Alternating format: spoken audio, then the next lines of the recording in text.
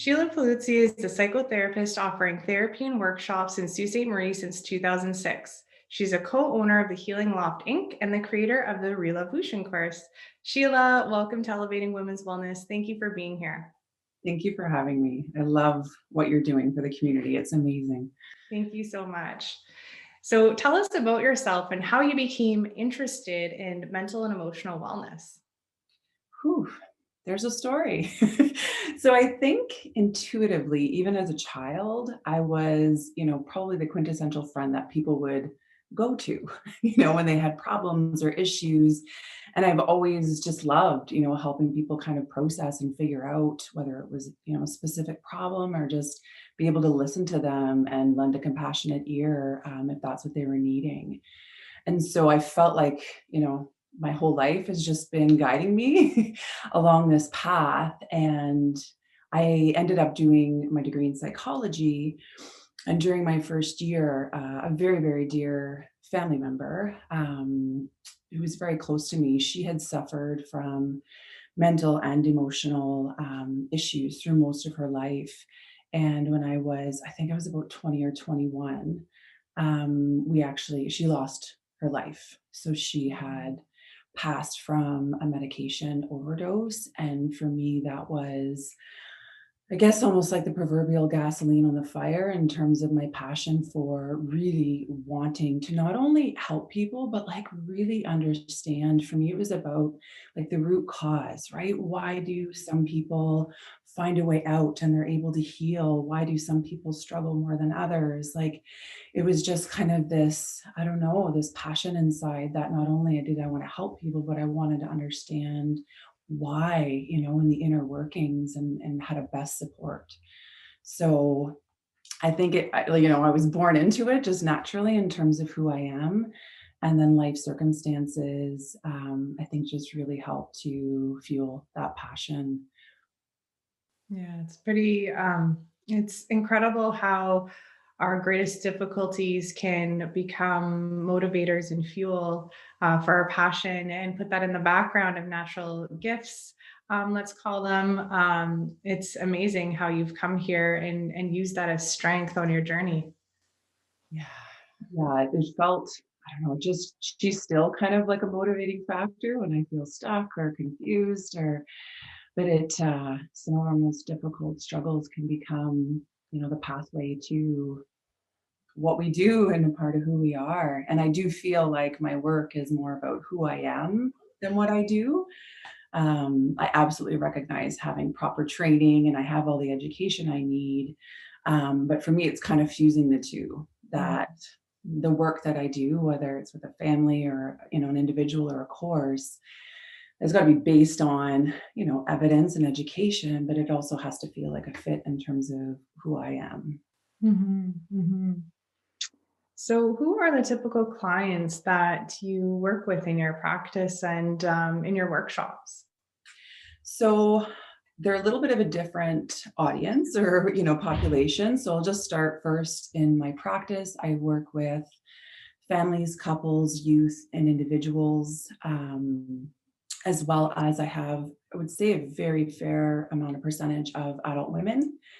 And then in the Revolution course, although it was designed, to attend to both people who identify as male or female or non-binary, the ones who seem to feel most called and who are participating the most are adult females. So, it's a little bit different, and same with the workshops that I do. Some of the newer ones are predominantly developed for women, because I've just felt a little bit of a passion and a bit of a pull, to work with the female population. Yeah. Thank you so much for sharing about that. So, how is mental emotional wellness connected to the relationship that we have with ourselves as women? I would say it's kind of like the foundation of it. Mm. And what I mean by that, I can give some context, is, our mental and emotional wellness begins, well, they now know, like in gestation, right? When we're little fetuses, and the environments that we're born into, impact our mental health, how we think about ourselves, how we feel about ourselves. And so, to kind of give an example for the audience, if someone is born into perhaps, poverty and abuse, and, maybe they're grown up kind of being told or felt like they're being treated like they don't matter, then that's going to kind of become their inner narrative and their inner dialogue. Like, I don't matter in this world, or I'm not lovable. And so, if that's the narrative that I grow up with, you can imagine as an adult, I'm probably not going to have a very loving relationship with myself if I believe I'm unworthy or unlovable or useless or have no value. So, how we think about ourselves greatly influences our emotional wellness, how we feel about ourselves. And, to me, that's kind of, it really deeply influences our relationship with ourselves. And if we're not taught, how to be mentally and emotionally well, then we don't necessarily know, like I have a lot of people that I work with, and they're like, I don't know how to love myself, or I'm not even sure what that looks like, or how to develop a better relationship with myself. So it's kind of complicated, but I guess the foundational answer that I would have to that is, our relationships with ourselves are deeply influenced by our mental and emotional wellness, as well as physical. But for the sake of, our conversation today, that emotional and mental well-being. No, you had mentioned, depending on our environment, we may internalize a certain narrative. How are our inner narratives perpetuated in the world? How does that sort of continue and carry on throughout our lives? So, I feel like we get messages definitely, like I said, from our early childhood experiences. And I do want to clarify, it doesn't always mean we had a traumatic Mm. childhood experience, right? It could just be based on the time and culture and place that we were born. So, even in our society, when it comes to emotions, I think we're getting a little bit better, but there's a lot of emotion avoidance or these generalizations around emotions, right? Like, it's not okay for women to get angry, or it's not okay for men to be sad. That's weakness. So not only do we get sometimes these messages in our families, but they're reinforced, in our society and in our culture. And so that, it kind of becomes a part of our value or our belief system, even though it may not feel right for us, or it just continuously gets reinforced through all different environments, through our culture and society, as well as our families. Yeah. Makes sense. It makes sense, clarifying that sort of how it comes to be and then how it can carry on. Um, Now, what is the solution to that? How do we break through? How do you approach those clients that say, I don't know if I'm capable of self-love, or I don't know how to develop that relationship with myself? So, one of my beliefs, and I'll usually share that with the person, is I do believe we all have kind of what it takes to love ourselves. We have the answers in terms of what is right and true for us. And so I almost see, we'll call it like the healing process, almost like in the work that I support them with, is peeling back the layers, Mm. right? So, what are the limiting beliefs that the world told you or your family told you that, have that negative inner narrative active for you?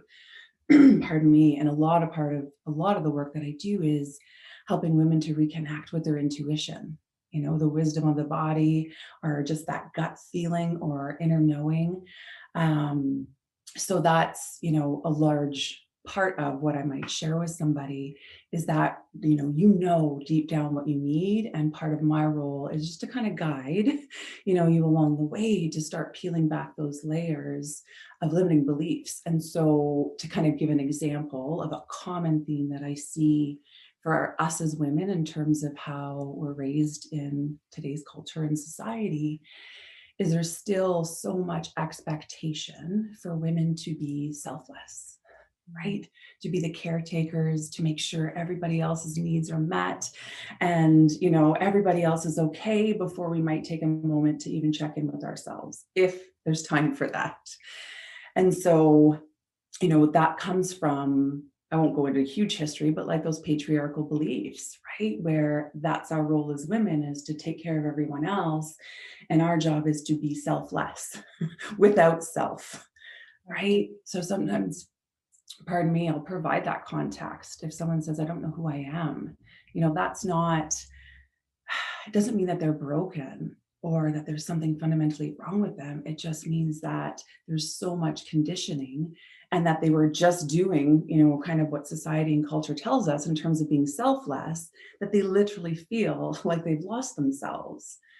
And so the journey is just the journey back in.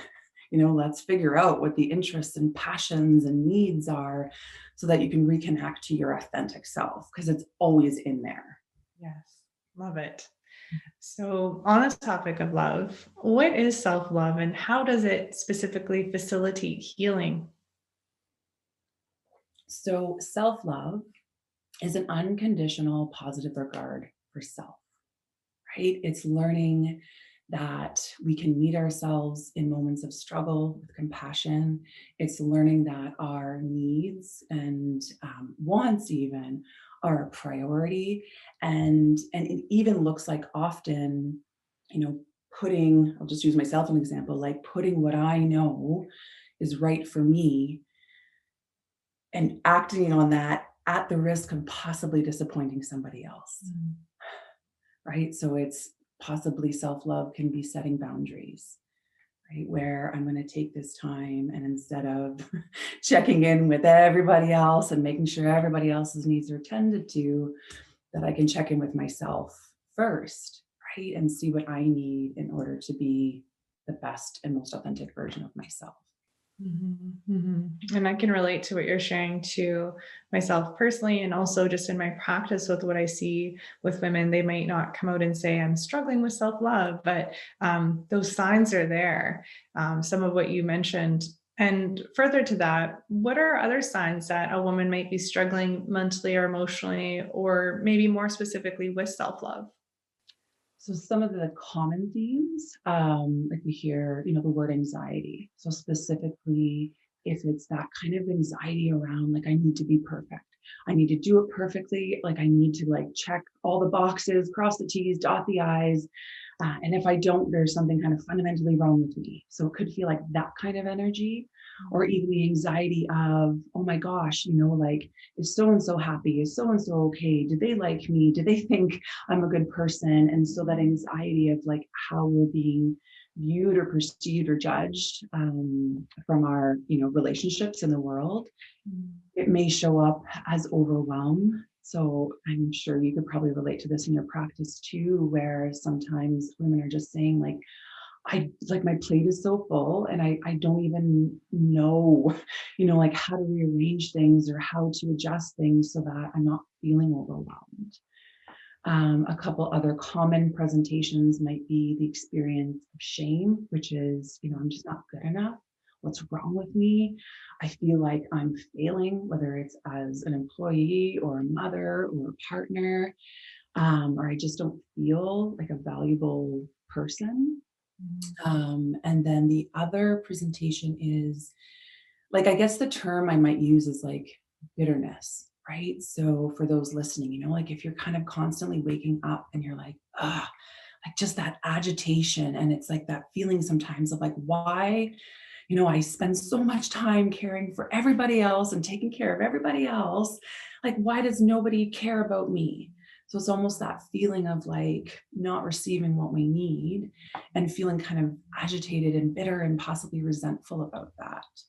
And I say that with no judgment if that's how anybody is feeling, because that often resentment is just a sign of suppressed healthy anger for us. And as women, we're taught not to be angry. So most of us suppress, our anger, and struggle to have boundaries, in our lives. So that can create, that kind of bitterness or that agitation or that resentment. Yeah, it's so true. And you mentioned boundaries a moment ago. Can you tell us more about boundaries and why they're important for a healthy relationship with ourselves and others? I feel like this could be like a 4-part series just on boundaries.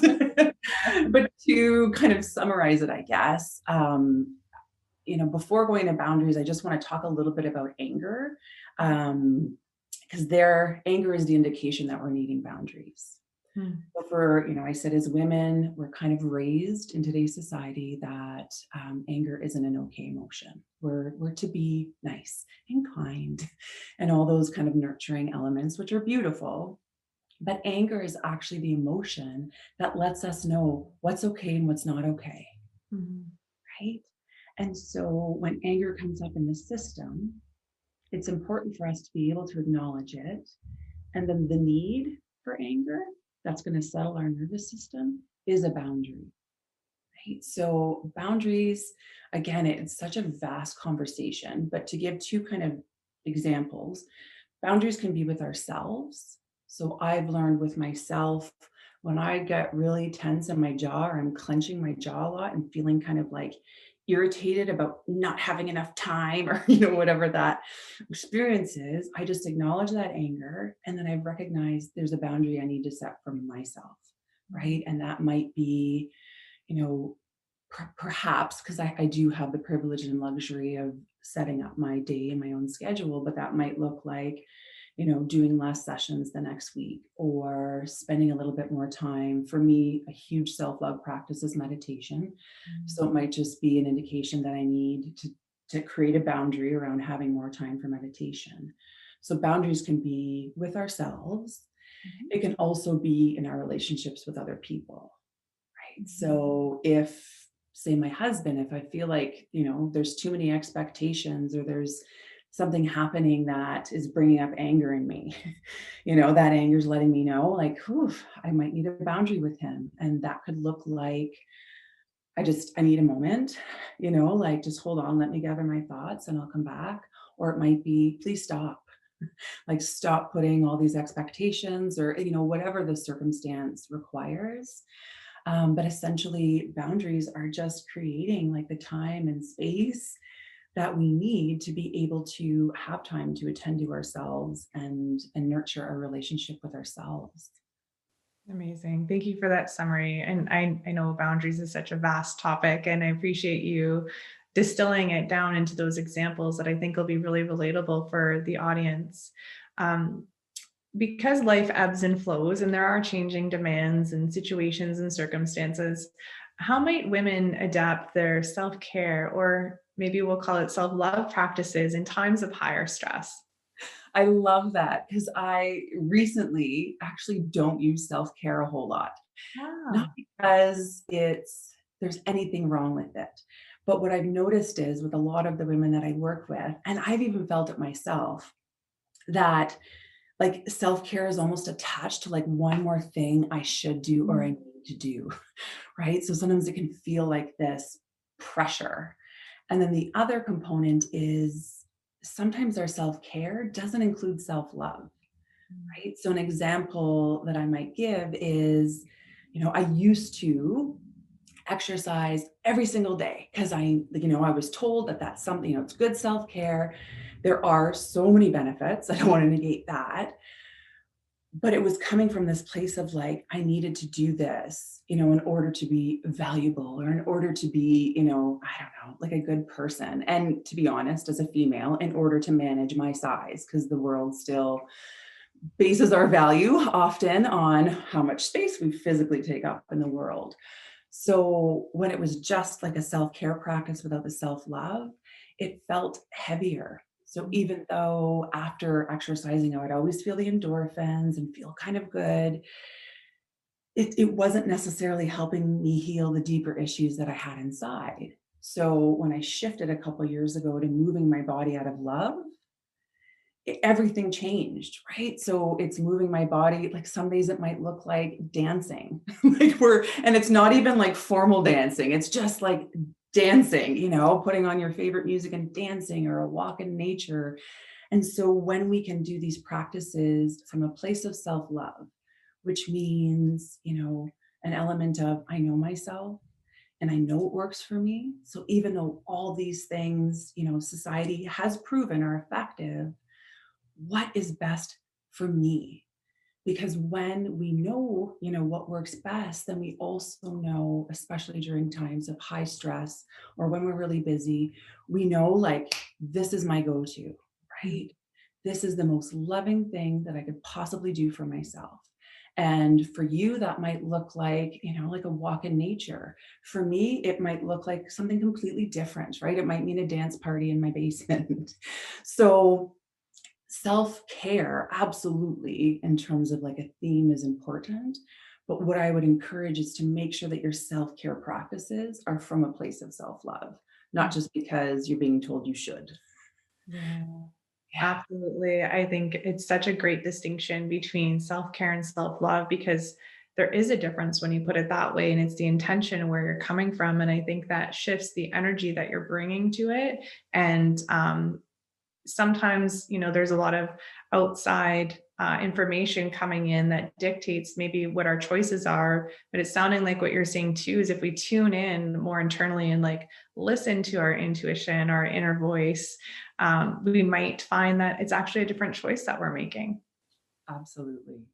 And it's, it can go across all areas, like sometimes, if we need rest, but rest, a self-love rest looks different for everybody. Might be reading a book, it might be taking a nap, it might be just going for a drive by yourself so that you can't, there's no other voices that you need to listen to. But when we know what's true and right for us, then it's more effective. And also we experience so much more joy when Mhm. we're doing the things that we know, are helpful for us and specific to us. Definitely. Now, in what you're sharing, I think this is sort of unspoken, but I'm curious to hear your perspective on where self awareness comes into play on this journey of healing through self love. To me, like I almost want to say, even though like nothing's completely linear when it comes to the healing process, but to me, I almost feel like self-awareness might be the place to start, right? In cultivating a relationship and self-love. So self-awareness is, really getting compassionately curious. So not that judgy, critical inner voice of like, why do I do this? Or why am I not happy? It would be like gently, like if we're asking a friend, and we're genuinely interested, it would be like, why do I do these things? Or why do I feel this way? And it's just like having, asking those questions so that we can develop the awareness.